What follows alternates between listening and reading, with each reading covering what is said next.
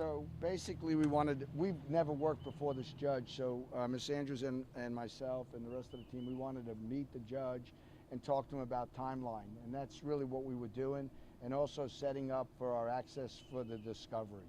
Because I think if you were in the courtroom, you heard they have somewhere around 235 body-worn cameras. Every officer involved in the investigation is obligated to record, their involvement, and we'll be required to review that. So we were just kind of setting up timeline. It looks like the case will go before a grand jury here either the end of June or July.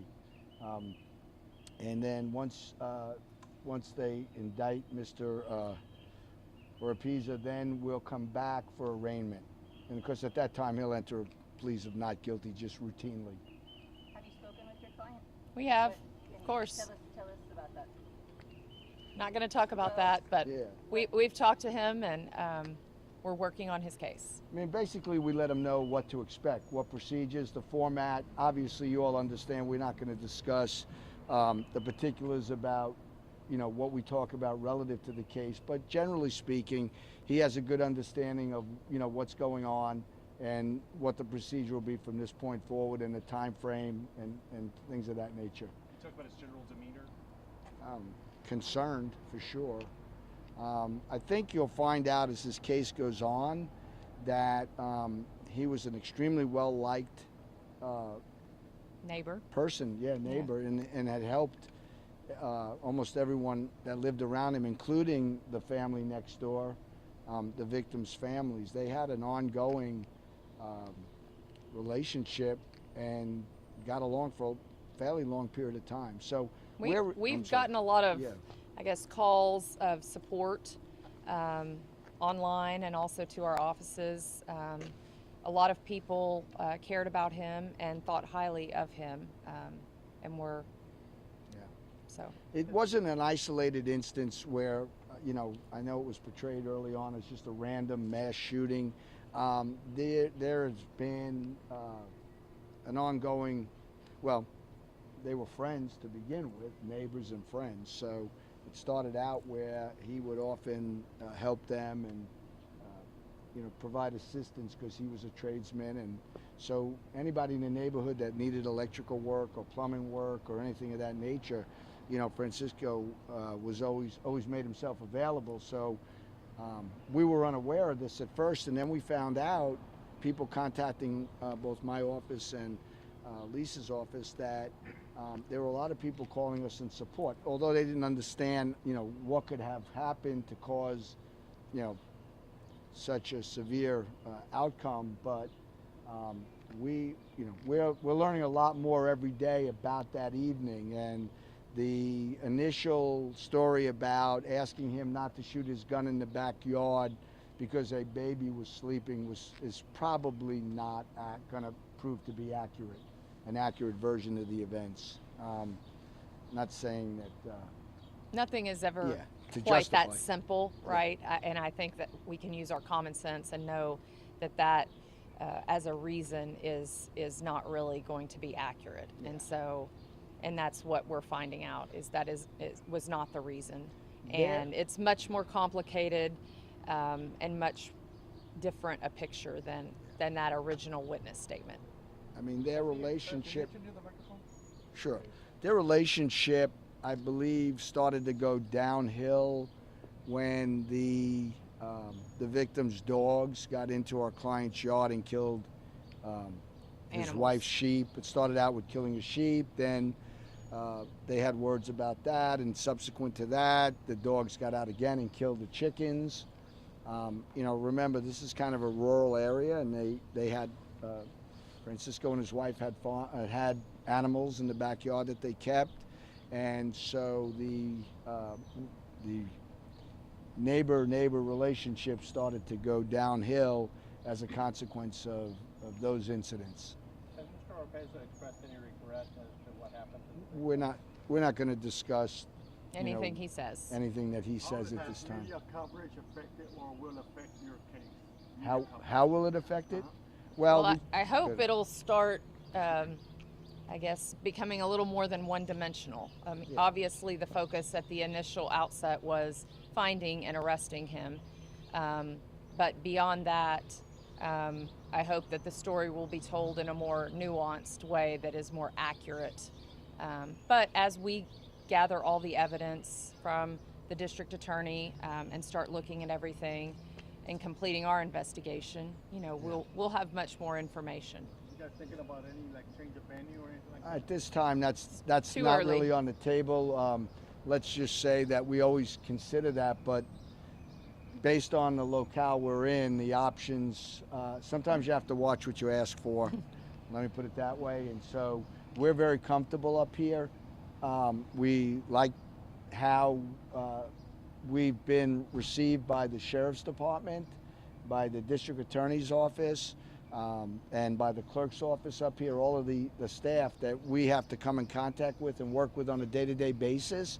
They've provided us access, and we've talked about procedures and how things can work more smoothly. And I wanted to address one other thing. As time goes on and we appear in court, I think as we do more discovery or review more discovery, but also continue our investigation, I think a lot more facts are going to come out. And we don't blame the media at this point, because the portrayal for this story initially was based on one of the residents of that household where the victims were found telling his version of events. And we certainly wouldn't expect him to go in any detail that would shine any kind of a negative light on his own activities. So that being said, we think as time goes on, and the media shows up and they hear what's going on in court and they follow the case, I think the dynamics will change a little bit, as far as the relationship with all the parties and how the events that occurred that day leading up to this. Mr. Osso, what is the challenge, especially in this case? You have a Mexican national, a person that was here illegally, that he had access to a gun, and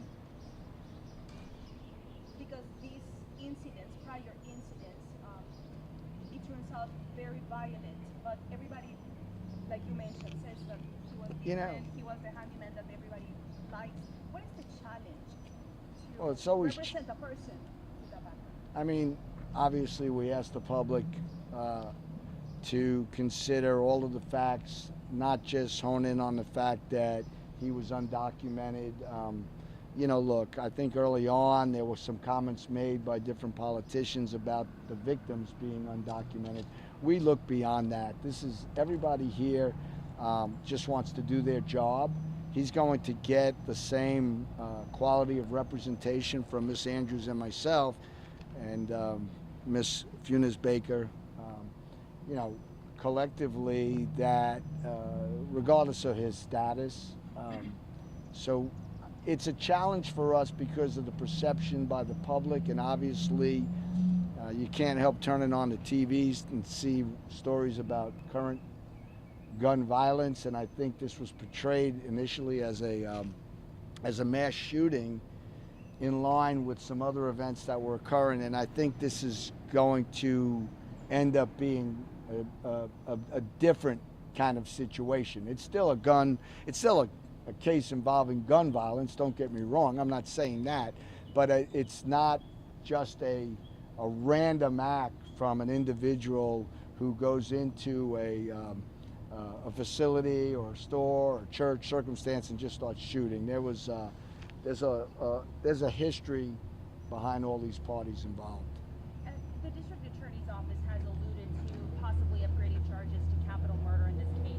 Are y'all prepared for that? I mean, obviously that hasn't happened yet, but... Yeah, we that's anticipate completely that. what Yeah. we expect. Yeah. I mean, let me say this. When I first saw news breaking on this case and heard that they filed 5 charges of murder, I mean, that surprised me, because this is clearly just the child being under 10.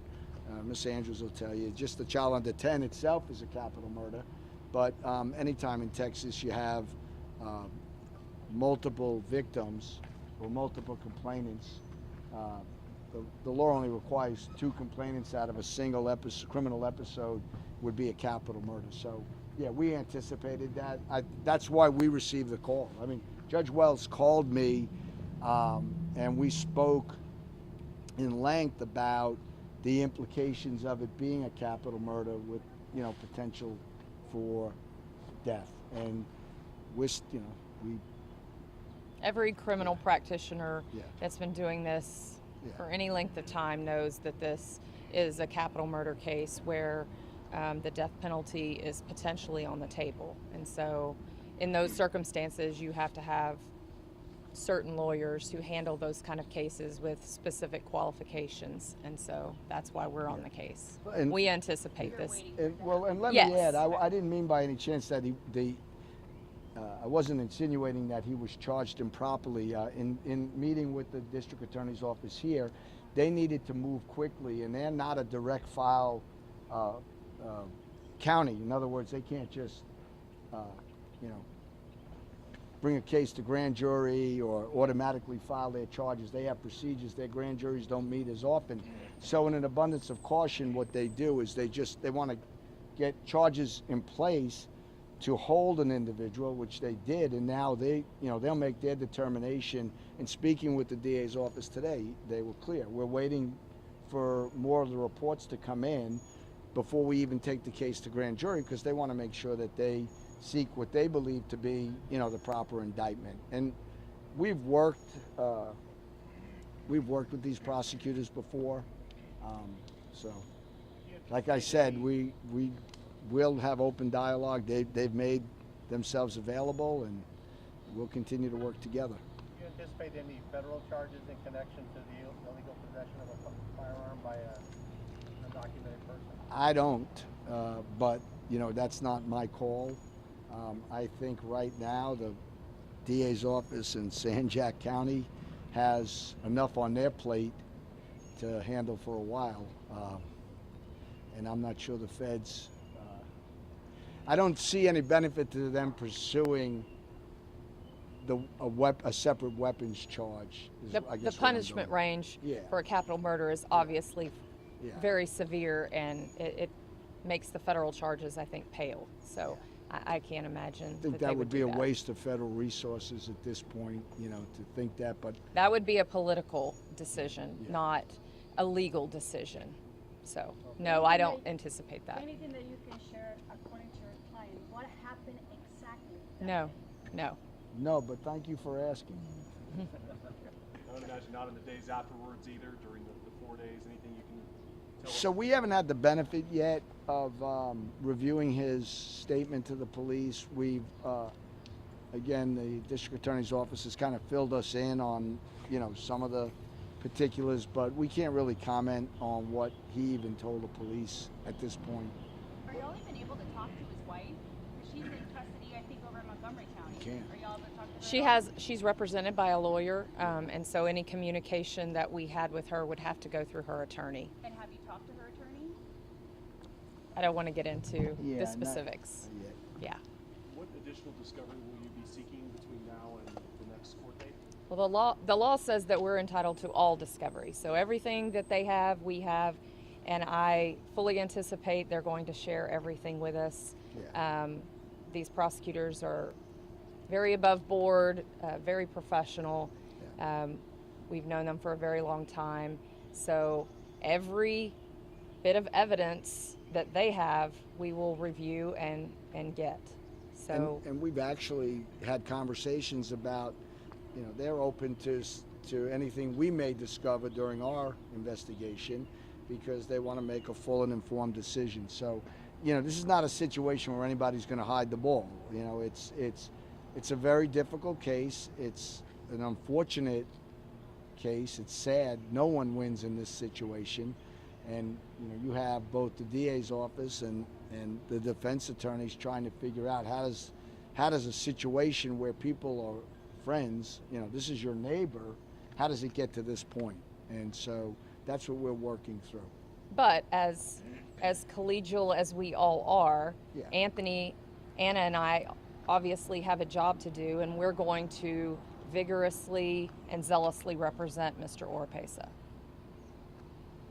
Okay. Thank you. Thank you. Thank you. Would you also just say